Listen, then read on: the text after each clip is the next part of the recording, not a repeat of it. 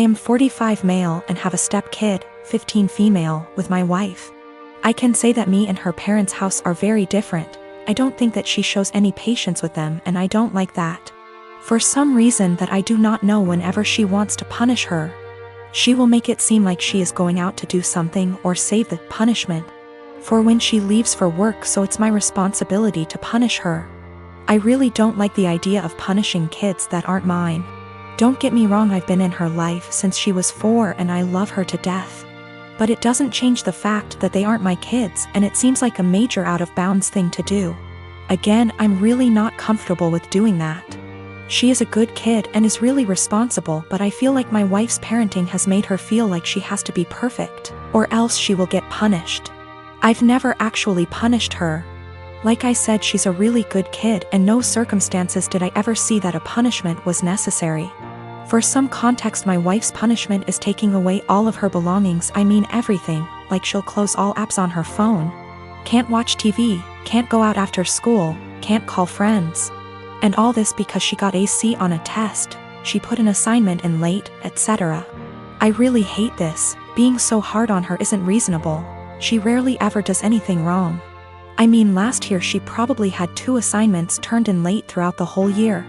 These things don't need such harsh punishments, they just need to be left off with a warning. And when she tells me to punish her, that's all I do. I give her a warning and she does just fine after that.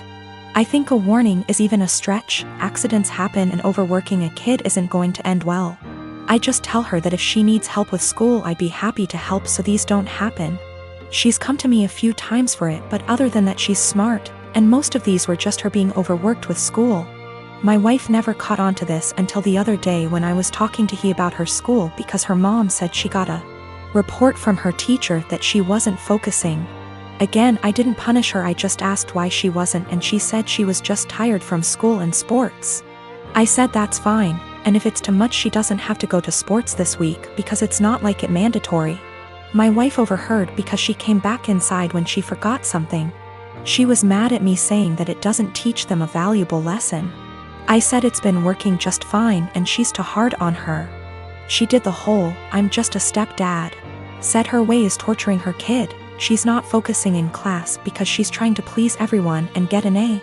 So she'll stay up all night and overwork herself to do so, but then she's to blame when that didn't go right.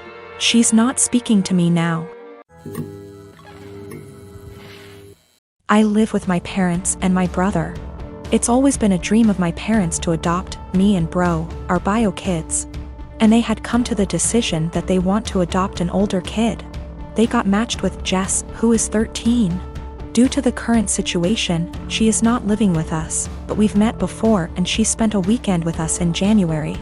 Jess, despite sometimes being sweet and kind, is very high maintenance and has a lot of anxiety and anger problems. She can go from 0 to 1,000 really quick. During her stay, she got triggered by something when we were in public. She and I went to a clothes shop and my parents were in a cafe nearby. Some guy accidentally grabbed her by her shoulder as he thought she was his daughter, and he apologized immediately and started screaming. I was the only person there, and I tried to calm her down, but she ran off. She was found, shaken, but safe, an hour later. I then got grounded as I had failed in being responsible for my sister. I said I didn't have a sister. My parents were angry about this and said that how dare I be rude about her. Don't I know how much she's been through? She's had other outbursts, but none so huge in public. She can be cold and untrusting and was very clingy to my parents. I do admire her and think she's very brave, but I don't want to live with her. My parents call Jess often. I often say hi and try to be civil and supportive. But it seems like the only thing my parents can talk about is Jess and how brave she is, and she isn't even here yet. We live in a 3-bedroom house, and my parents promised to move to a bigger one later this year. Recently, my parents broke the news to me that Jess will move into my room, and I can pick whether I want to share a room with bro or Jess. I don't want to share with either. My brother is messy, loud, and is your average 9-year-old boy, and Jess has night terrors and screams the house down. And it's enough having to open my house to her, but I value my privacy a lot and don't want her in my room, which is like my special place. I was crushed. I asked if we were still moving, and my parents were like, We like this place and have no solid plan. I freaked out and was like, you guys are forgetting you have another daughter and are too excited about the shiny new one to remember that the one you have has feelings and boundaries, and if you're changing everything I've ever known, at least I deserve to be listened to. If this is how life's going to be, I don't want to have a sister. Good to note, my room is big enough to have a wall put in, and my parents considered it a few years back. I would be happy with that. They refuse, even though we can easily afford it, because it is too much effort. My parents are offended that I'm not being welcoming towards my sister. And I'm offended that the life I knew is going to be turned upside down, and I'm not going to have the thing I value most, my privacy. My sister and her husband have been struggling with infertility since they got married 12 years ago. They've tried absolutely everything, from medical to spiritual, but unfortunately, nothing works. Now that she's approaching late 30s, they're starting to look into adoption, but it's also been a slow going. Since their financial condition isn't exactly stable from multiple rounds of fertility treatments they went through.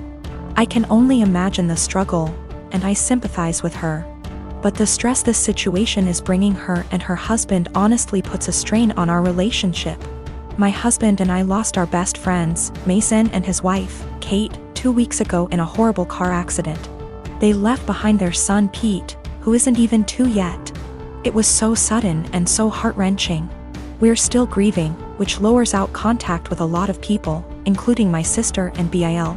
Our main concern right now is ourselves and Pete, whose custody has come to us because we're both his godparents, actively engaged in Pete's life since his birth. And because Mason and Kate have neither left a will nor have immediate living relatives who can take him in. We've decided to adopt Pete as soon as we can stomach the process. My husband and I never planned on having kids, and even if we did, this is absolutely not the way we want to go about it. The situation is far from ideal, but we're starting the adoption process yesterday, for Pete's safety if nothing else. We broke the news to our extended families and friends, letting them know that my husband and I won't be very available for a little longer because of this. I know my sister and brother-in-law will have something to say about this. I'm prepared for a few heated text messages or voicemails. However, I didn't expect them to turn up on our doorstep, crying about how unfair it is that we were given everything they wanted, and how we didn't deserve to be parents because we didn't go through what they had to. I've never seen my husband so angry before. He's usually very mild and gentle, but recent events have stretched our patience to the limits. We kicked them off of our porch, and I told my sister before she left that since our pain inconveniences her so much, I won't have her around me and my family at all anymore. I know she made a fuss about it, and now everyone has something to say to us. We turned off our phones, so we don't know which ones are cursing us and which one aren't. I know some did //r. My husband and I are both in pain and grieving, and we can't trust ourselves to be objective. For the sake of disclosure, my husband and I are both men. No, this is not a case of homophobia. My sister, for all her fault, was the first person to accept me for who I love. I am part-timing in an IT company that is very close-knit. My boss Steven and his wife were always sweet. It was my first month and it was my boss's birthday week. So he and wife Melissa were kind enough to include me in this fancy dinner they were taking everyone to. A week prior to the dinner, Melissa added everyone to a group chat and asked whether we had any suggestions on where to eat. I told her that I am fine with anything as long there are vegetarian options available or at least chicken. They brought their daughter Steph to the dinner and she is a sweet little girl. Now Steph was really interested in me and she kept on asking me questions about how I look the way I look. Now I am short, 5 feet, but can be somewhat deemed as fit to today's generation. I was transparent with her and told her that I don't restrict myself to certain foods but rather eat everything in moderation. Plus I have a plant-based diet and home-cooked meals so that helps, and I also lift weights. Now Melissa overheard our conversation partially. She pulled me aside and told me that Steph was recovering from eating disorder, so she encouraged me to be honest with her, and not lie to her, and not to order anything that screams diet. When I saw the menu, there were little to no vegetarian options available. It didn't have anything for me. I was very disappointed and made a comment that, oh wow, there are no vegetarian options. Melissa chimed in and said that eating meat once in a while won't affect my weight. Now, when I say plant-based diet, it's not that I don't eat meat, but I only eat chicken maybe once a week as a side dish, and certain types of fish occasionally, but other than that I mostly eat vegetarian dishes. My food habits are not for my weight, but for my religion / culture. It has nothing to do with my weight. When the waiter came in, I was still glued to my menu when all the others had already ordered. Melissa said that she will have the duck too, and I interrupted and said that no, I will have the garden salad. I hate salads, but there were no other veg options. Melissa got quiet. After a few minutes she told me that I shouldn't have lied and lead on her daughter if I was going to order a skinny salad and starve myself. She said that I am just like those IG influencers who lie to impressionable young girls about their food habits and bodies, and I just proved that by ordering a salad after giving her daughter a "don't restrict yourself" speech, and I probably triggered her eating disorder. I tried to explain that I only ordered a salad because there was no other option in the menu for me, but then she said that I should have just sucked up and eaten the duck as it isn't going to affect my weight, but then again, I corrected that it is a religious thing and not a diet thing. She said that if I eat chicken then obviously I would eat other animals too, and I was just putting up an act. It was horrible. She completely tore me down and I immediately left.